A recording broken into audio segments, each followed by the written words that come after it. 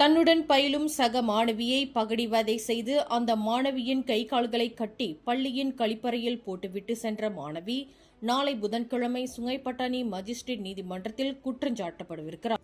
கடந்த ஜூலை 14ஆம் தேதி சுங்கைப்பட்டாணியில் ஓர் இடைநிலை பள்ளியில் நடந்த இந்த சம்பவத்தில் பள்ளி முடிந்து மாணவர்கள் அனைவரும் வெளியேறிய நிலையில் தனது மகளை காணாதது குறித்து அந்த மாணவியின் தாயார் அச்சமடைந்தார்.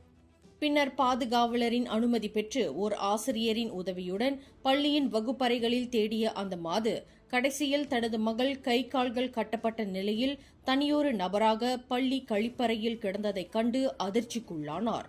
பின்னர் இதுகுறித்து போலீசில் புகார் செய்யப்பட்டதாக கொலமுடா மாவட்ட போலீஸ் தலைவர் ஏசிபி ஹன்யான் ரம்லான் தெரிவித்தார். இச்சம்பவம் தொடர்பாக கைது செய்யப்பட்ட மாணவி ஒருவர் விசாரணைக்கு பின்னர் போலீஸ் ஜாமீனில் விடுவிக்கப்பட்டதாக அவர் குறிப்பிட்டார். மேலும் செய்திகளை தெரிந்து கொள்ள கீழே இருக்கும் பெல் பட்டனை அழுத்துங்கள். உங்கள் மகிழ்ச்சியை வெளிப்படுத்த லைக் மற்றும் ஷேர் செய்யுங்கள். தொடர்ந்து திசைகளோடு இணைந்திருக்க சப்ஸ்கிரைப் செய்யுங்கள்.